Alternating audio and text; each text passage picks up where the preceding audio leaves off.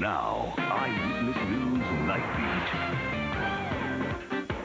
Good evening. She was killed in Paris and buried in England, and now the city of Hartford is linked to the legacy of Princess Diana. That's right. The city has been announced as the new gateway for all U.S. donations in Diana's memory. Kensington Palace made the announcement today that the U.S. collection point for the official charity fund will be administered by Fleet Bank in Hartford. And Fleet is now gearing up for what may be the largest fundraising effort ever involving a U.S. bank. It's an honor and it's a privilege. We were delighted to be chosen. However, I think more importantly, it's a tribute to the legacy of Princess Diana. And what's really important here is to focus on the charities that will benefit from this. And that's why we're delighted to be here this evening. Now, those charities include homeless shelters, leprosy missions, and AIDS programs. Fleet says the check processing operation will run around the clock, 7 days a week. Now, checks should be made out to the Diana, Princess of Wales Memorial Fund. The mailing address is care of Fleet Bank, Post Office Box 30596, Hartford, and the zip code is 06150. Now, if you didn't get that, don't worry. We'll have this address up on the screen again for you in about 10 minutes. And there are other new developments tonight, the latest concerning a fight among members of the royal family over Diana's funeral arrangements. Channel 4 in London reports that Queen Elizabeth demanded Diana's body not be placed in any royal palace and insisted on a private service. That reportedly sparked a fierce dispute with Prince Charles. The Queen and her son disagreed so vehemently, representatives from Prime Minister Tony Blair's office reportedly had to be brought in to mediate. In a statement, though, Buckingham Palace calls that report just mischief-making. Authorities in Paris say absolutely none of the paparazzi photographers under investigation in Princess Diana's death called for help after her car crashed. They got that information by simply checking the cellular phone records of the photographers involved. Authorities also believe they have not yet identified all of the photographers who were trailing the car Diana was riding in. They're looking for certain photographers known to have been at the crash scene. So far, 10 men are officially suspected of manslaughter and of failing to provide assistance to accident victims. That's a crime in France. The lone survivor of the crash, Dodi Fayed's bodyguard, is now conscious in a Paris hospital, but unable to help police in their investigation. You can see him in a surveillance video taken at the Ritz Hotel just before the group even got into the car. Now, the bodyguard is recovering from surgery to reconstruct his badly injured face. His parents say it'll still be some time before he's able to talk to investigators. New information now on that diamond-encrusted ring that Dodi Fayed gave Princess Diana before their fatal car crash. It wasn't a special order, but one that had been used in ads for months. And the jeweler who sold it says the couple seemed ecstatic when they picked out the ring together 10 days before the crash. The ring was found in the wreckage. Meanwhile, in London, mourners are still leaving flowers outside Kensington Palace, showing up at Princess Diana's former home even 2 days after her funeral. Many say they just couldn't attend the funeral on Saturday, but still wanted to pay their respects. The British consulate in Los Angeles is scattering in the ocean thousands of dead and wilted flowers in memory of Princess Diana. It's their solution to the huge flower disposal problem. Crews used wheelbarrows to haul the flowers to 6 boats, which set sail for an area 12 miles offshore. Only organic material is going overboard. Other stories concerning Princess Diana we're following tonight. The Spencer family rejects Buckingham Palace's offer to consider restoring her honorary title, Her Royal Highness, which you know was stripped when the princess divorced Prince Charles last year. Staff at the Spencer family home gathered up thousands of bouquets offered in tribute to Diana. Pictures of Diana's brother, Earl Charles Spencer, carrying flowers were released. The brightly colored flowers were spread over the gravesite. British Prime Minister Tony Blair appointed a government committee to decide on a permanent memorial for Diana. Suggestions include a children's hospital or perhaps even renaming Heathrow Airport in her honor. And London newspapers are pledging to protect the privacy of Diana's sons, Princes William and Harry. The causes associated with Princess Diana will soon be getting financial help from a single, an album, and a video. Sir Paul McCartney, Eric Clapton, and Phil Collins have each agreed to contribute to an album in her memory. No word on whether Elton John's adaptation of A Candle in the Wind will be included in this album. A single, though, with the funeral song is due out next week. And we hope you'll continue to make Channel 3 your source for continuing coverage of the latest developments after the death of Princess Diana. At the same time, tonight, the world continues to mourn another legendary woman, Mother Teresa. Mourners filled New York St. Patrick's Cathedral for a memorial mass today. Photo blow-ups of the nun were displayed in the front of the 2,500-seat cathedral. John Cardinal O'Connor praised the Nobel Prize winner for a life devoted to fighting for the weakest of the weak, the poorest of the poor. Mother Teresa will go to her burial place over the weekend on a gun carriage draped in the flag of India. It's the Indian government's way of giving her its most prestigious farewell, a state funeral. Many people in Calcutta are viewing Mother Teresa's body, the nun whose message of peace and compassion went beyond the boundaries of creed and nationality, died of a heart attack Friday. And another major international story, a severely overloaded ferry capsizes off Haiti early today when passengers rushed to one side before the boat's arrival. Survivors say they believe as many as 400 people trapped inside that vessel were killed. Hundreds of others made it to shore.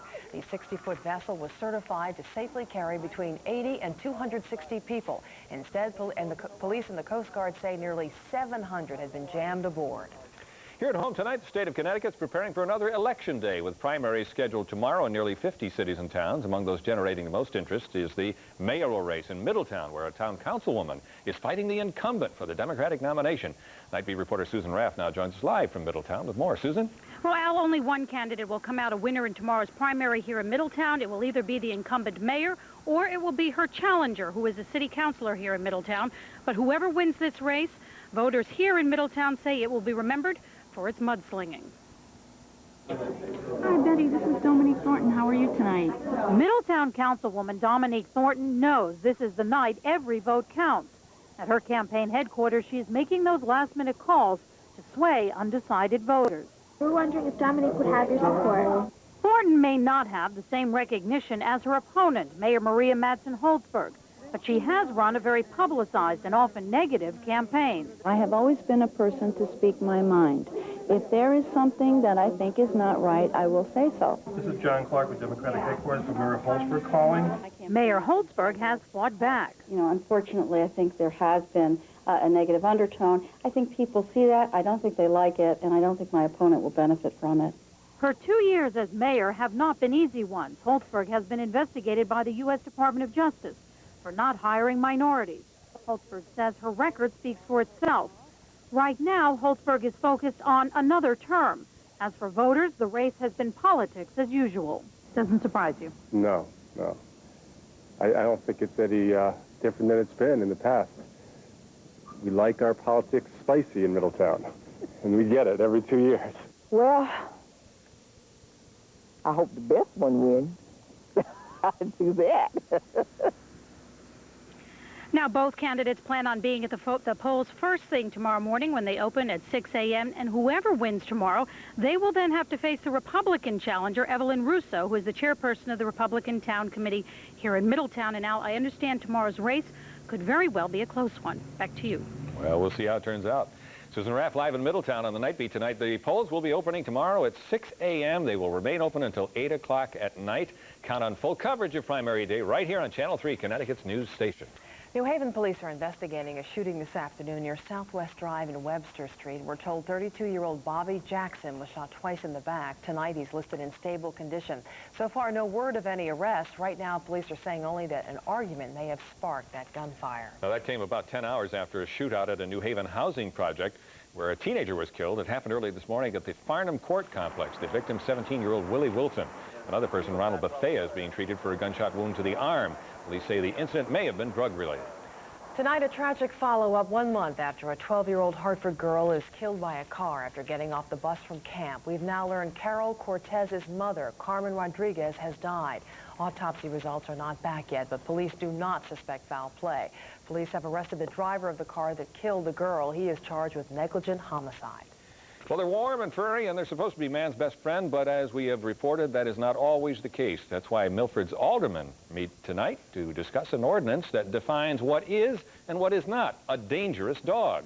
NightBEAT reporter Dennis House was there. He joins us with the decision. Dennis, what happened? Well, good evening. The ordinance passed unanimously after some emotional testimony.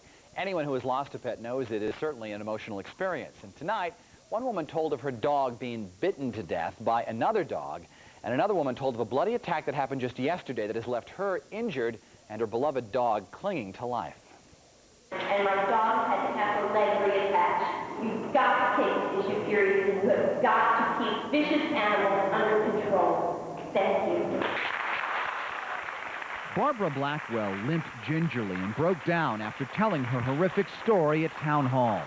She was walking her beagle Brandy when she says a Rottweiler suddenly lunged at her dog. It just bit down on her, and my dog just yelped, and she looked up at me. We made eye contact as if she was asking me why I couldn't help her. And I knew if if I put my arm down, I would have lost it. It had a very large mouth, the Rottweiler. In the ensuing chaos, Blackwell, who showed the Board of Aldermen her blood-stained sweatshirt, was bitten by her own frightened dog. My dog bled to death. There were others who told of savage maulings and demanded the town do something about pit bulls and other breeds named in other attacks. Opponents of an ordinance had their say, too. No dog should be banned. People should be banned. It's the people that make mean dogs. It's not the dog. But Barbara Blackwell says there needs to be an ordinance before someone dies. I had the little boy with me, and thank God, instinctively, he ran home when the attack began, but I wouldn't have been able to save him if this dog had attacked the little boy. Now, the new ordinance does not ban breeds, but rather defines vicious dogs as animals that have been bitten in the past. They must be leashed while out for a walk and fenced in at all other times. And Alan, Denise, the Rottweiler that attacked Mrs. Blackwell's dog is quarantined for 2 weeks, but it will go back to its owner. At first, the vets recommended putting her dog to sleep, but she chose against that, decided to have surgery. The dog is recovering, but Mrs. Blackwell herself may need surgery for that bite wound. Wow. Yeah. What a traumatizing experience for her. It certainly was, yeah. All right, thanks, Dennis. Time now for a first look at the forecast.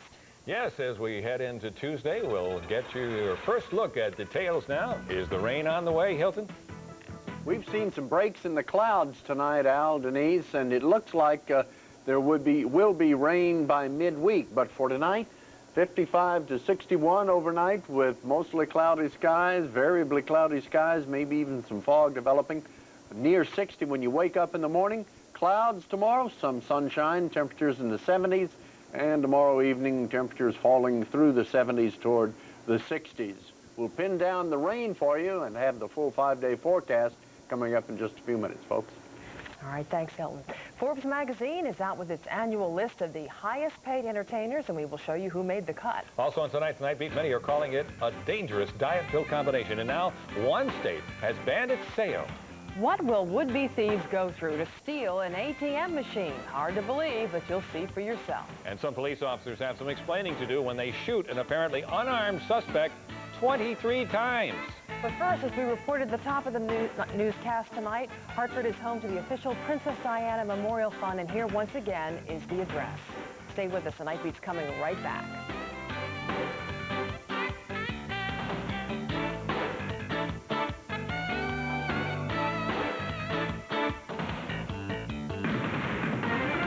Channel 3 Eyewitness News. This is Connecticut's news station.